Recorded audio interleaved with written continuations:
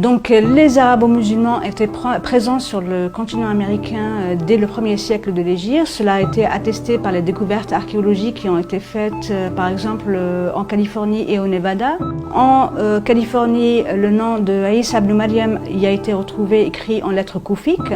c'est-à-dire originaire de Koufa en Irak, une ville qui a été fondée au 1er siècle de l'Hégire par Omar ibn Khattab radiyallahu anhu. Et en ce qui concerne l'État du Nevada, on y a retrouvé le nom de Rasulullah sallallahu alayhi wa sallam écrit en caractères koufiques,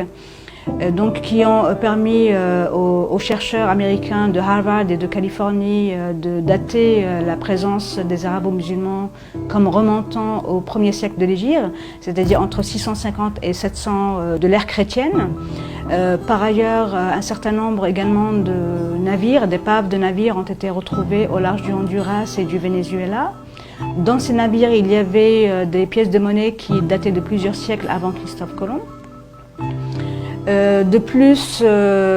150 ans avant la fameuse découverte de l'Amérique par Christophe Colomb, qui vivait dans un monastère au sud de l'Espagne, à Palos de la Frontera, vivait un moine franciscain qui a effectué un voyage en 1350 environ, de l'ère donc chrétienne, en compagnie des Arabes du Maghreb vers les îles Caraïbes. Et à la suite de son voyage, il a écrit un livre qui s'appelle El Libro del Descubrimiento, le livre de la découverte, qui se trouve actuellement à la Bibliothèque nationale de Madrid. Et il y a également un certain nombre de données, dont celles qui avaient été